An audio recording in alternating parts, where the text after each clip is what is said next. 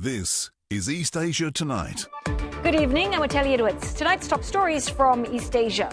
Wall Street's losses ripple across Asia, with South Korea's tech-heavy KOSPI plunging 10% amid renewed concerns that the AI-fueled rally has become overstretched. Summer Davos underway in Dalian, China, with 1,700 global delegates gathering to shape the future of growth. This year's focus, scaling innovation across AI, new energy, and biomedicine. Now, China's top diplomat meets the Deputy Secretary of Iran's National Security Council on the sidelines of the BRICS summit. Now, Wang Yi is stressing that the Washington-Tehran agreement must hold to secure the hard-won ceasefire. And South Korea says that it will accept any North Korean soldiers captured in Ukraine if they choose to resettle in the south. Now, the issue is on the agenda when Ukraine's foreign minister visits Seoul next week.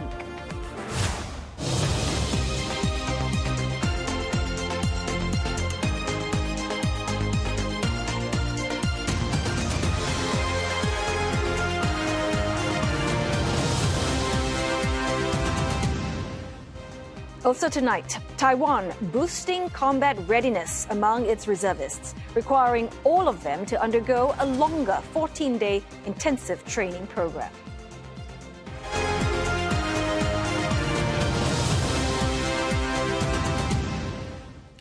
Global stocks taking a tumble today, driven by deep losses in big tech. South Korea bearing the brunt of that sell-off here in Asia. And Roland Lim is standing by to tell us more. So, Roland, has sentiment in tech stocks actually soured? Well, the plunge in SpaceX shares on Wall Street overnight did dampen the mood, but Asian benchmarks had their own reasons as well. The KOSPI sell-off was due to the rapid unwinding of trades by retail investors who had piled into semiconductor stocks. South Korea's KOSPI dropped its most since March, triggering a 20-minute circuit breaker before closing 10% lower. The sell-off was led by heavyweights SK Hynix and Samsung Electronics, which plunged more than 12%. The losses reflect a broader rout in Korean equities as concerns about an overheating market came to head once again. The tech heavyweight KOSPI has set successive records since the start of this year, driven by chip makers riding the AI boom. And that's despite uncertainties brought on by the US's war on Iran. Now, that attention also increasing the market's volatility, with leveraged exchange-traded funds, or ETFs, tied to the chip makers, amplifying swings in prices.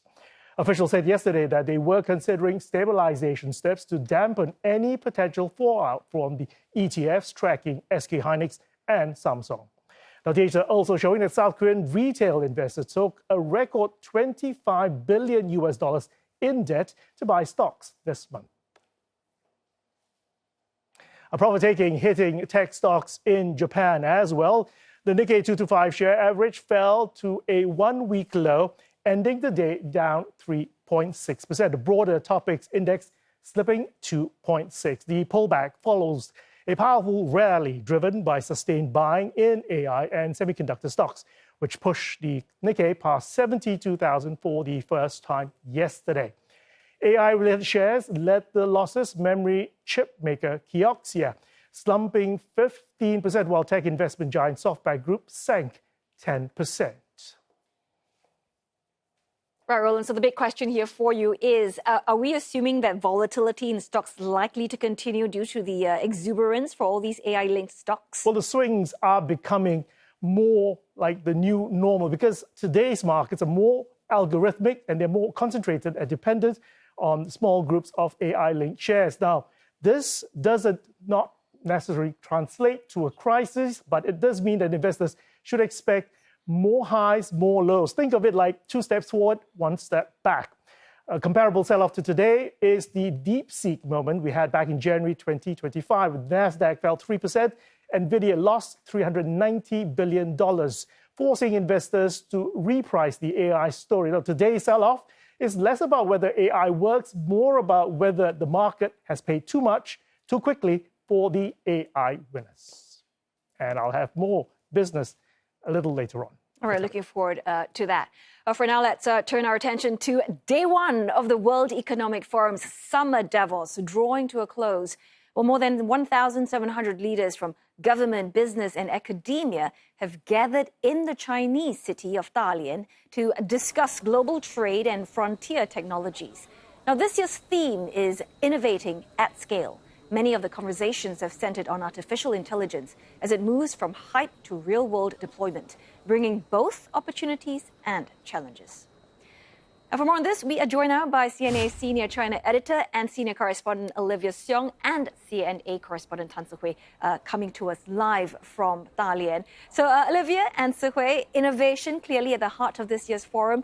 What sort of technologies are people talking about most in Dalian? First to you, Ollie. I'll tell you, you said it, much of the discussion and these sessions, both public ones and closed-door sessions, have been very much focused on, you guessed it, artificial intelligence. And that includes the applications from industry to healthcare and even, get this, as a financial therapist. So we can really sense the shift that's been made over these few years from the possibilities of AI to now we're talking about innovating at scale. Yeah, there's definitely this buzz at the World Economic Forum Summit Davos. The wow factor on AI, I think conversations at every turn is talking about the new wave of technologies, embodied AI, robotics. Ourselves, we saw autonomous shuttle buses. I saw a shape-shifting AI. And there's also a robot cafe here, a robotic arm that can make coffee. That's right. I also want to point our attention to the World Economic Forum releasing a new report on the top 10 emerging technologies. These refer to technologies that they feel could make a real-world impact in the next 3 to 5 years. To give you some examples, one of them are everything to grid energy systems, essentially referring to how buildings, factories, vehicles, data centers, they can not just consume energy, but also increasingly be able to supply energy. And we know that's a big factor when it comes to AI. Another one on the list is personalized mRNA cancer vaccines, which trains a patient's immune system to recognize the unique mutations in their tumor, and that could improve the ability to prevent cancer recurrence after treatment. So Sihui, I know you've also been talking to many thought leaders here. That's right. Are you sensing more AI excitement or AI anxiety? I think it's a bit of both. I spoke with Manpower Group CEO. I posed the question because early on in the AI conversation, it's a lot about job losses.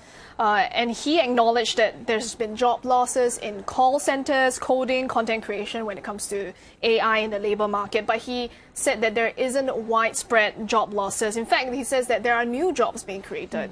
Data analysts, data center engineers, AI infrastructure specialists. But even with all of the investment going into AI, there's still talent shortage. In fact, Manpower Group data shows 72% of employers worldwide say they're struggling to find skilled talent that they need. And this is new data that's coming up from this year. So the real challenge, she says, is ensuring that humans catch up. Let's take a listen.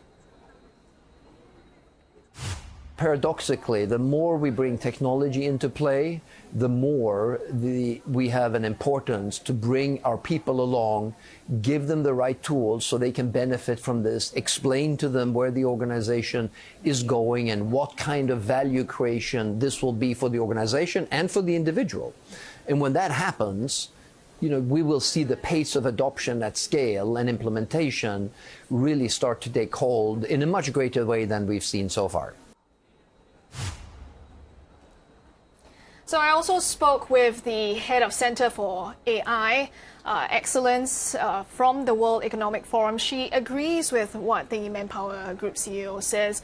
She says the conversation isn't just about tech itself, it's also about people and organizations. Yeah, I think this putting people as the priority with AI development has been a conversation not just here in China. We're hearing about this employment first policy when it comes to AI, but globally in the US and everywhere else as well. Exactly. And she said that many countries are in the process of redesigning their workflows and so that humans and AI agents, they can work alongside each other. Because right now the challenge is figuring out how to deploy AI in ways that are reliable and trustworthy. Because if a mistake happens, it's not just a glitch on the computer, it happens in the real physical world. Now, when it comes to China, China's AI ecosystem, as it continues to mature rapidly, there are opportunities not just for domestic audience, there's also a lot of opportunities for foreign investors. So let's take a listen. Given the amount of development and the capabilities. In terms of the capabilities, I think one of the most important strengths is China couples the technical capabilities with a very strong industrial base, the real-world deployment. There are many of the environments and applications for deployment. And those are some of the strengths that not all other countries and regions can compete with at the moment. So Olivia, I need to ask you, because all of this talk, all of this AI talk, it needs to be powered by energy, and it's also powered by electricity. So how do countries keep up then?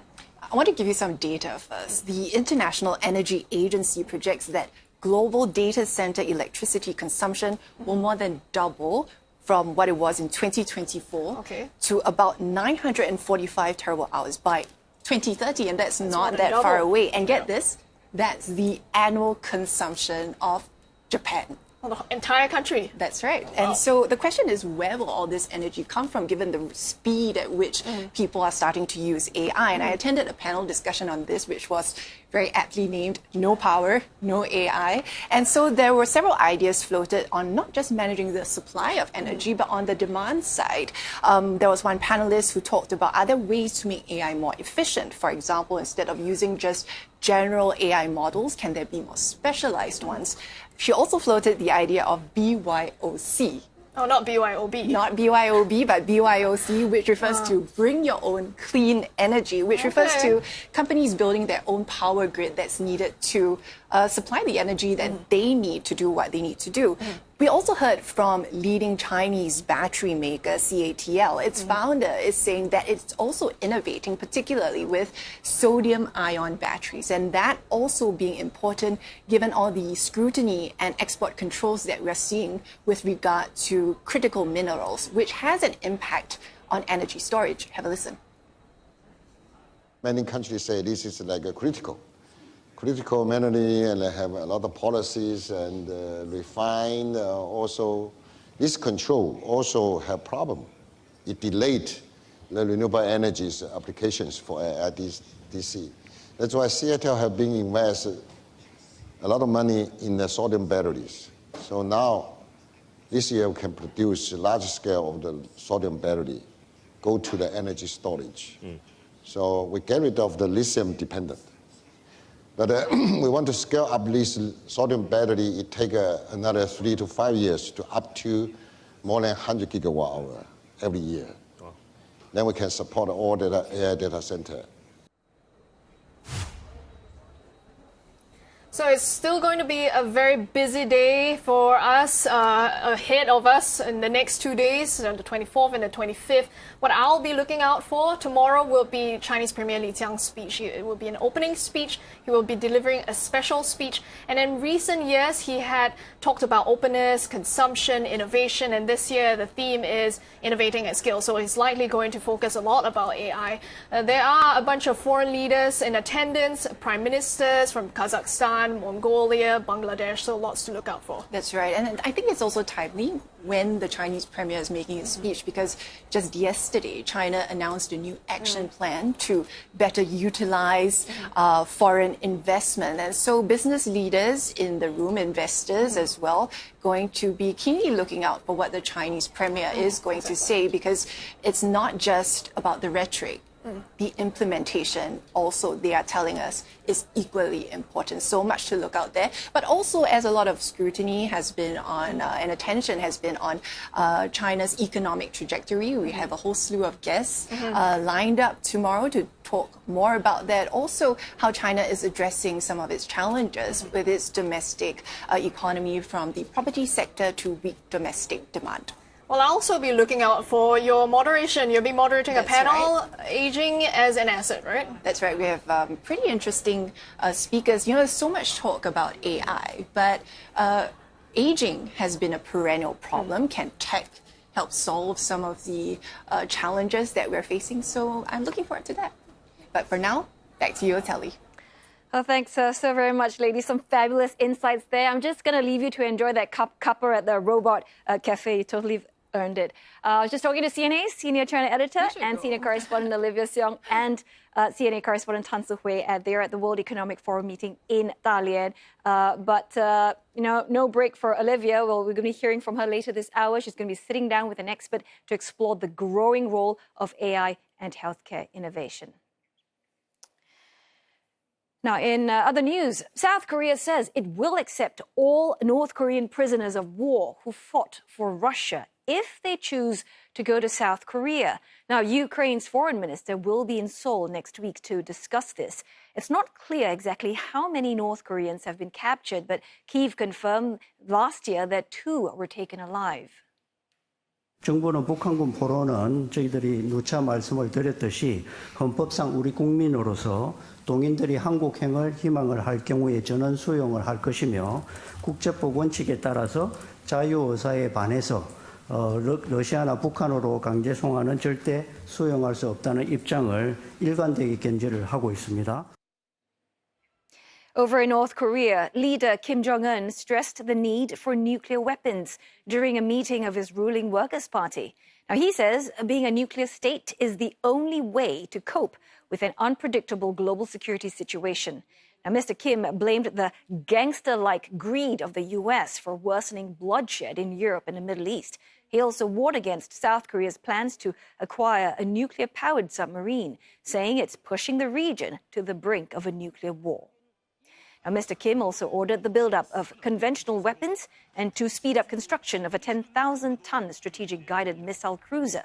One analyst says that the announcements show that North Korea continues to reject denuclearization and may be aiming to use arms reduction as a bargaining chip for any potential talks with the U.S. Coming up next on East Asia Tonight, geopolitical tensions continue to keep energy markets on edge. But could the worst of the uncertainty be over? We look at why analysts say that a key overhang on the market may finally be disappearing. And later, Bookbuilding for China Resources New Energy drawing strong demand for what is set to be the largest ever IPO in Shenzhen.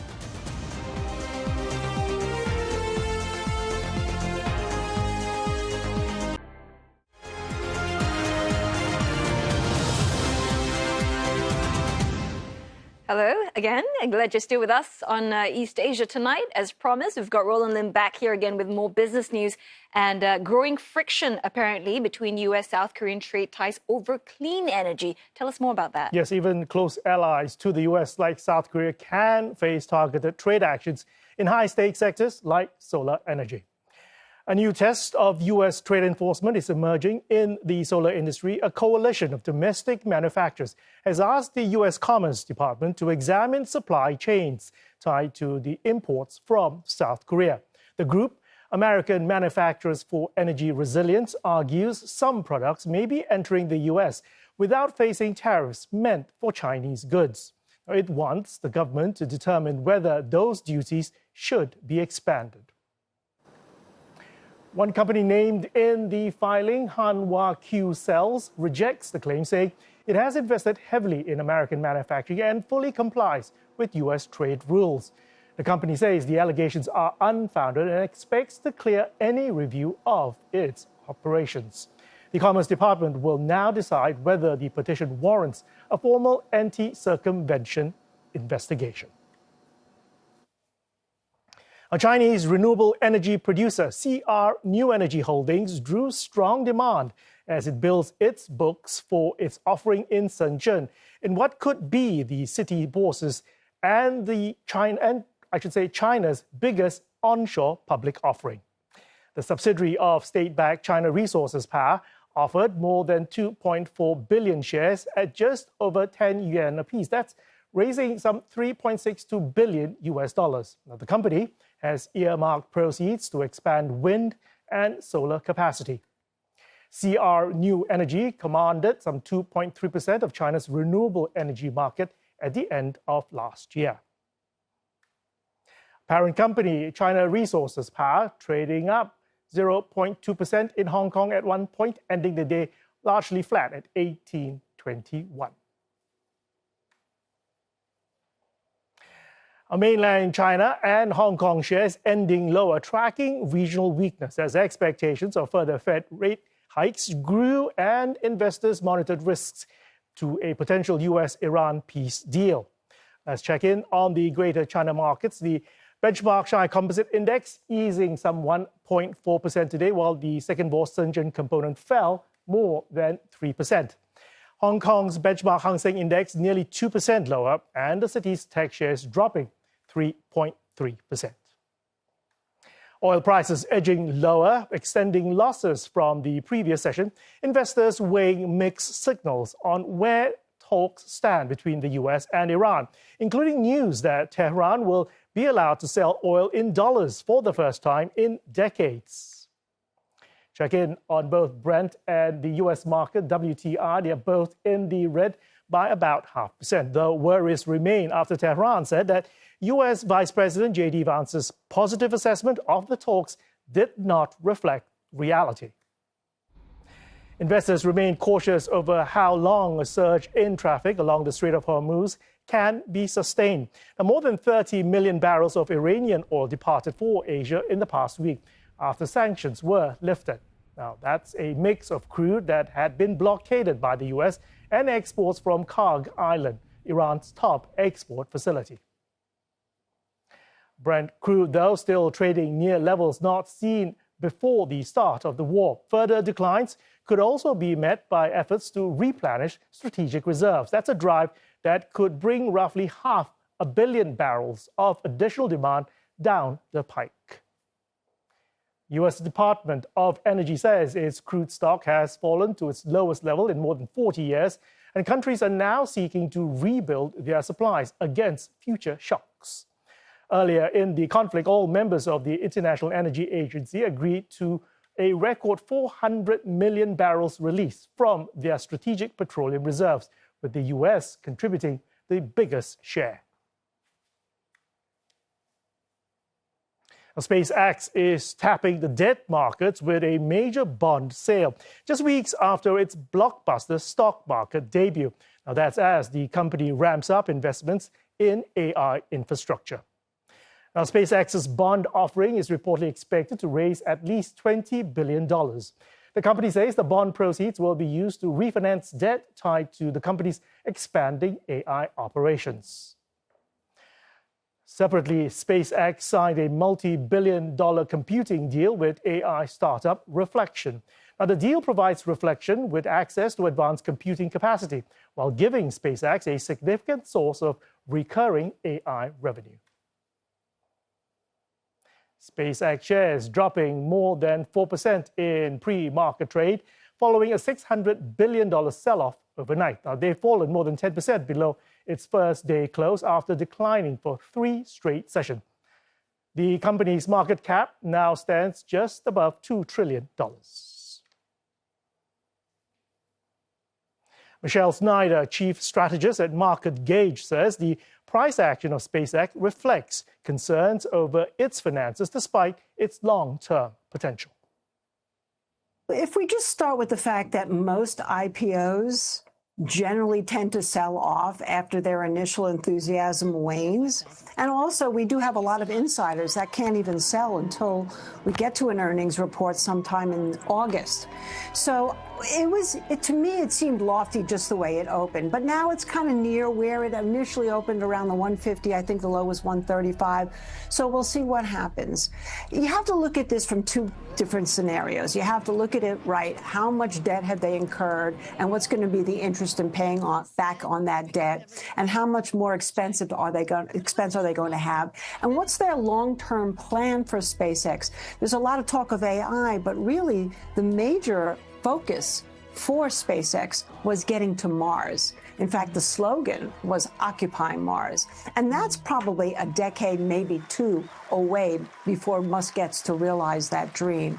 So it might have been just a little too hyped to come out of the gate, but until we have more technical analysis to really sink our teeth into as far as risk, it's still probably a good idea to stay away unless you're active.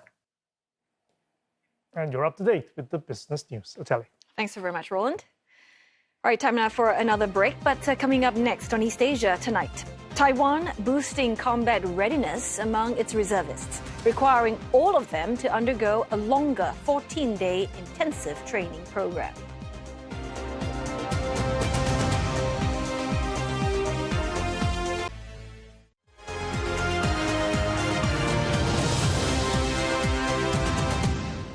You're watching East Asia tonight, and here are the headlines we're following. Wall Street's losses ripple across Asia, with South Korea's tech-heavy KOSPI plunging 10% amid renewed concerns the AI-fueled rally has become overstretched. China's top diplomat Wang Yi stresses that the peace deal between the U.S. and Iran must hold during his meeting with an Iranian national security official on the sidelines of the BRICS summit. And this year's World Economic Forum in China's Dalian well underway, with major discussions on AI's energy demands, global trade, and the next generation of jobs. Now, artificial intelligence and healthcare innovation are among the key topics at this year's event. Now, let's delve deeper with CNA's senior China editor and senior correspondent, Olivia Seong, and she joins us live from Dalian. So, Olivia, we know that biopharma, that's increasingly being viewed as a key growth sector, particularly in China. I'm curious to know what sort of discussions are taking place around the industry's future.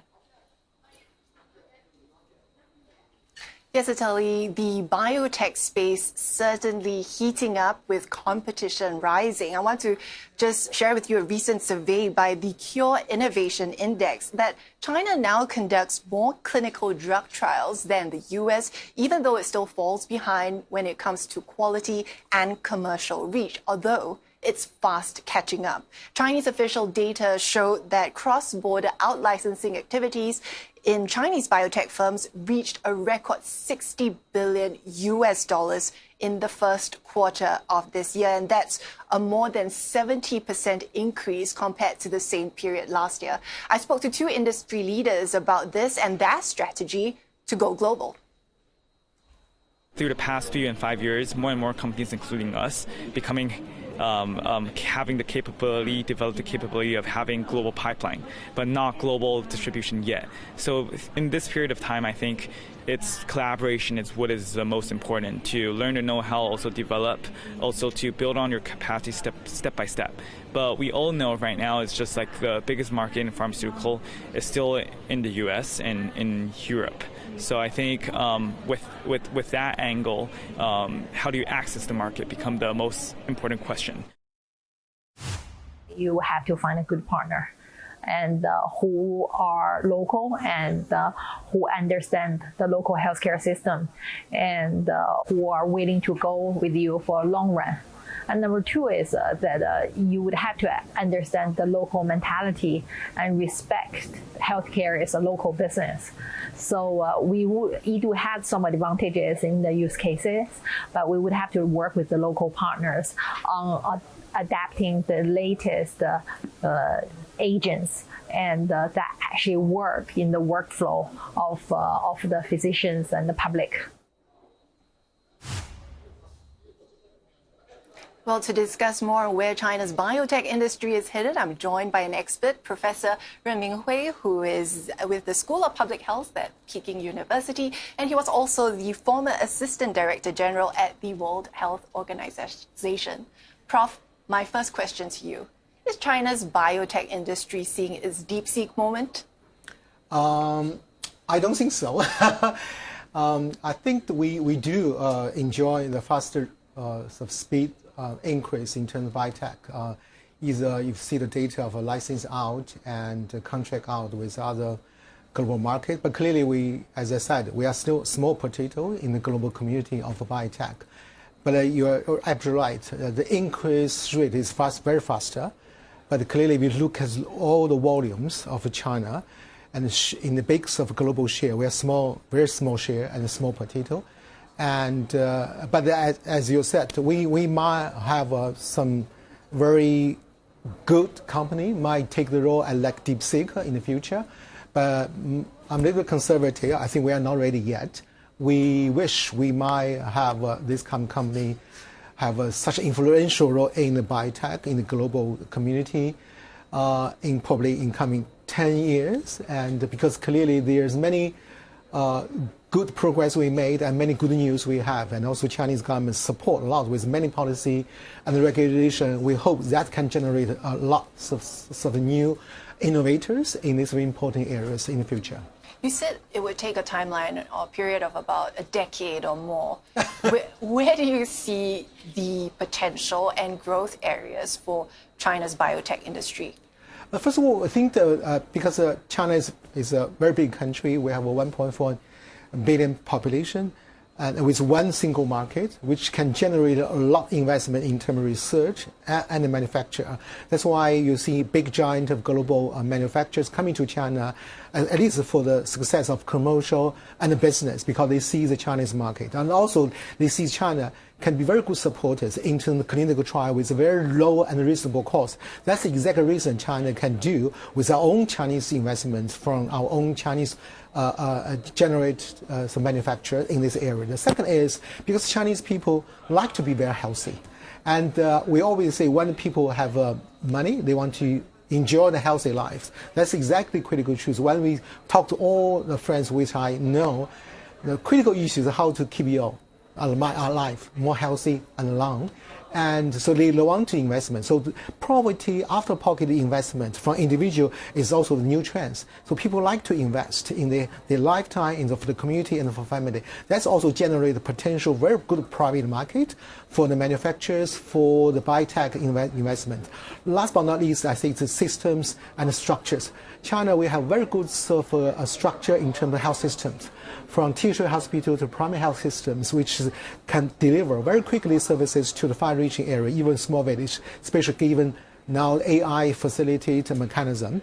That also can generate how exactly innovation, include biotech, diagnosis, vaccine, through these systems can generate serve more people. Well, you do say that the Chinese firms and industry will have to continue to work on the domestic market and improving regulations, but many of the industry players that we've been speaking to already have plans to go global. Yes. What sort of role do you see China playing when it comes to globally healthcare or biotech? I think it's a good sort of phenomenon, if I can say, because back to more than 10 years ago, at that time, still working in the government, also going to be WHO. I have my personal observation and analysis. I found that at that time, we don't have too much Chinese-made medicine, even vaccine in the global market. And you will have so many Chinese-made in the tissues, even electricity devices, but we don't have Chinese-made and Chinese-manufactured medicine can support other countries, which I don't understand. Now, that's why I see this trend is positive. Even there's many reasons behind this positive movement is the global market, because they don't think the domestic market can good enough to support them sort of investment. That's why the many private manufacturers go to Western and even African country as a way of a potential global market. But I think this is a good thing is because I think we do have potential to share. For instance, why the vaccine which is being used many decades in China cannot be used by other countries, I don't understand. And why we have so many medicines which being evidence is efficiency and also safety using for Chinese people for a couple of decades cannot be shared with other countries. I think because many regulations in China cannot easily be aligned, adopted by other international standards and regulations. That's why we take time to make sure Chinese-made vaccine, medicine, diagnosis kit to be recognized, adopted by other countries and go to market. That's why I think this good movement. We have to support them. I mean, China government should have to support them with more policy, with more information, and make potential mechanism to make sure the Chinese manufacturing go to market also can be recognized and with appreciation. How concerned are you, though, about the geopolitics and how that might affect the growth of China's industry? This is a big concern, to be honest, and because initially we think the health is less politics areas. That's exactly what we say a couple of years ago. Now it's not really the case, and unfortunately. And we see many, unfortunately, bad news and the new regulations issued by the current American administration try to ban or stop collaboration between the Chinese manufacturer and research development institution with their counterpart in the United States, because they concern about security, because they concerns about computation from China, and a lot of concern. But I said health is areas supposed to be more collaborators, more solidarities. And I don't think this kind of geopolitics issue can solve the concern by few politicians in the United States, because we understand that health is a universal product. Especially when you develop some new medicine and the vaccine, you need to know whether your products, even if developed in the United States, can be used in other countries. You need different people and different countries to do clinical trial. That's exactly the way many global giant manufacturers do in the clinical trial. They call it multi-country clinical trial. So if you don't have this multi-country clinical trial, the products developed by one country cannot easily recognized by other countries through their regulation systems. That's why your market will be shrink only in one country.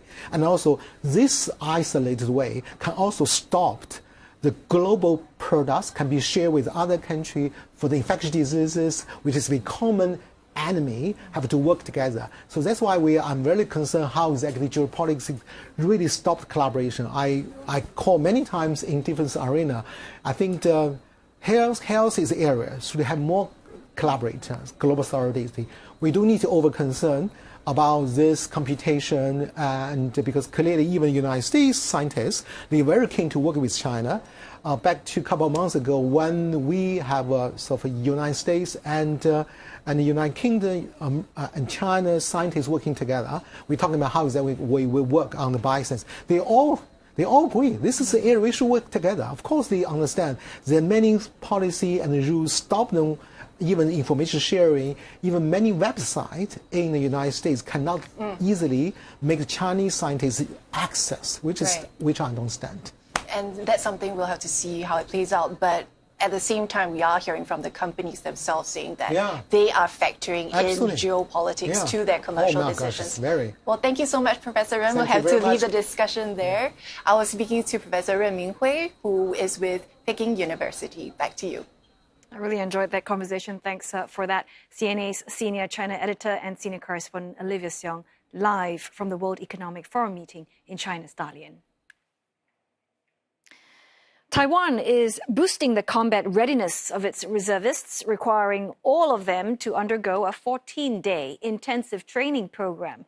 Previously, they were allowed to opt for shorter stints of up to 7 days.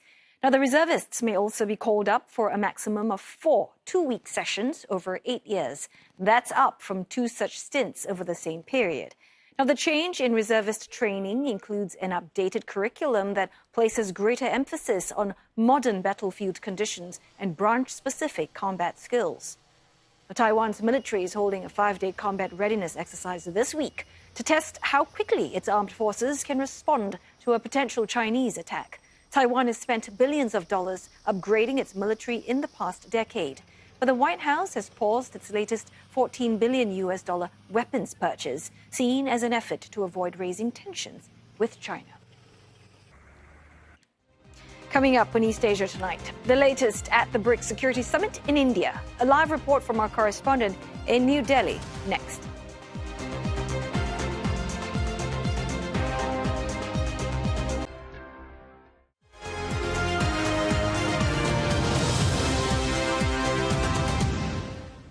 Chinese Foreign Minister Wang Yi has stressed the importance of the U.S.-Iran peace agreement holding as he met with a senior Iranian official in New Delhi on the sidelines of the BRICS National Security Advisors Summit. Now, top officials from the group are discussing the Middle East crisis and the war in Ukraine. Also on the agenda, challenges posed by non-traditional concerns, including terror financing and the risks brought on by artificial intelligence. Now, Mr. Wang also spoke to India's National Security Advisor, Ajit Doval, who described their meeting as constructive and forward-looking. Mr. Doval said that both sides see progress towards gradual normalization of ties following years of border tensions. BRICS will hold its Leaders Summit in New Delhi in September, which Chinese President Xi Jinping is expected to attend. Now, for more on this BRICS security meeting, Neha Punia is tracking that summit for CNA, and she's talking to us live from New Delhi. Neha, first up, how has the bloc responded to all the evolving security concerns due to the conflicts in Iran as well as Ukraine?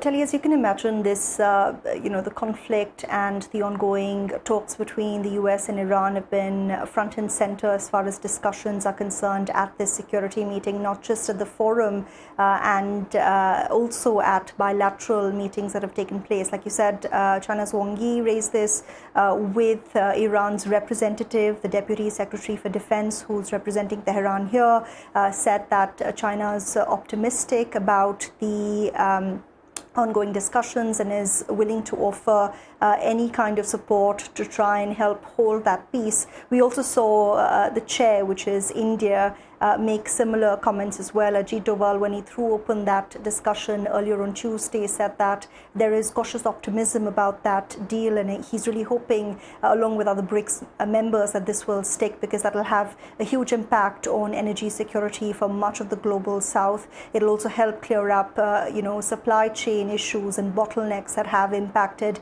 everything from fuel supply to fertilizer supply, for member countries. We've also, of course, had an indirect reference to the conflict by Russia. Russia's Defense Minister Shoigu saying that the West's desire to maintain a dominant position is causing unprecedented instability globally. Also accused America indirectly of ignoring the emergence of polycentric world orders, talking about the kind of role that BRICS nations can play in bringing stability at a time when the US is not doing that, he says. We also saw a heated exchange between the Iranian representative and the UAE representative at discussions in New Delhi on Tuesday, with Iran saying that the UAE was complicit in attacks against it carried out by the US, and said that the UAE is hoping that Iran is hoping that the UAE will work as a good neighbor and choose the path of peace. We don't know what the UAE representative said, in response to that, but in the past, the UAE rejecting that charge from Iran. Well, thanks for the report on a BRICS security meeting. Neha Punia speaking for CNA in New Delhi. Now, earlier, CNA spoke to Dr. Raji Rajagopalan at the Australian Strategic Policy Institute on what normalization of ties means for India and China. In this particular case, normalization of ties between India and China mean two very different things. As far as India is concerned, the normalization would involve going back to the pre-Galwan situation and troop deployment being back to normal to the April 2020 situation. But as far as China is concerned, the normalization is something different. They are looking to normalize ties, particularly with a focus on economic, trade and investment and so on and so forth, which is what China is keen on, which is where they want to come in a big way, given the market size of India. But for India, I think normalization is tied to the border issues and how those issues are being handled in a sense. How much progress are we seeing in the de-escalation along those border flashpoints? Yeah, I think there is very little that we can actually go by in the open space. There is not very much we know at this point. There has certainly been, politically speaking, the atmospherics have improved. Diplomatically and politically, there has been an improvement that is at least can be seen. The two leaders have met multiple times now, and there have been multiple meetings between the foreign ministers of the two countries, defense ministers, and of course, the national security advisors of the two countries have met. So in terms of overall atmospherics, there appears to be sort of an improvement. There's a lot of progress one can see. And there has also been some troop reduction that has happened. But even then, I would say 5 years, 6 years since then, there is still a sizable chunk of forces being deployed on both sides. So there's a lot that needs to happen.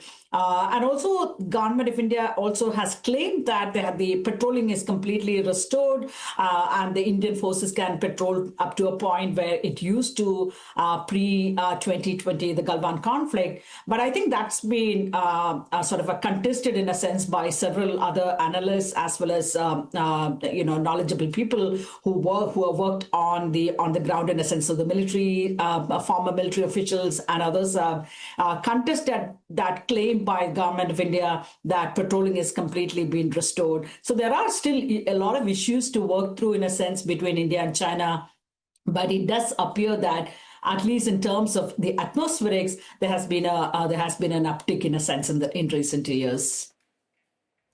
Well, that wraps up Tuesday's edition of East Asia Tonight. Don't forget your headlines anytime at cna.asia, and you can look us up on all our socials, including Facebook and YouTube.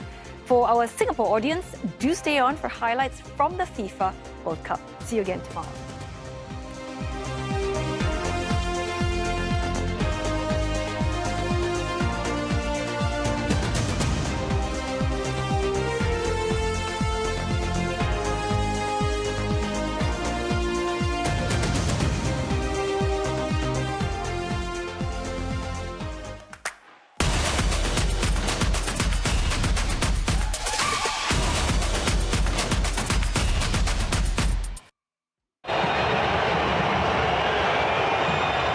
A rare penalty miss from Lionel Messi handed Austria a reprieve as the Argentinian threw away a golden opportunity to become the World Cup's all-time record goal scorer, but he soon made up for it.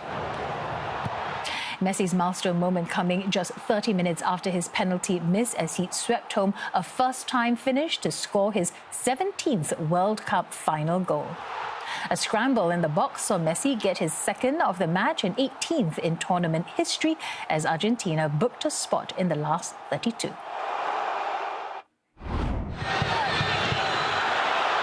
In the other Group J game, debutants Jordan stunned Algeria when they took the lead. The Afrikaans fought back to level in the second half. And they scored again to knock out Jordan as Algeria ran out 2-1 winners. A phenomenal strike from Kylian Mbappe gave France a 1-0 lead against Iraq, the Real Madrid striker getting his third of the tournament. He added a second after a mix-up in the Iraq box after an unselfish pass from Ousmane Dembele. Now Dembele then turned goal scorer as France ran out 3-0 winners. Marcus Pedersen gave Norway the lead in their match with Senegal after capitalizing from a poor clearance. Erling Haaland then doubled the scoreline in the second half as he got his third of the tournament. Senegal managed to pull one back through Ismail Yassar. But Holland soon restored Norway's 2-goal cushion. Sarr managed to get another for Senegal, but it wasn't enough as Norway won 3-2 to progress to the next round.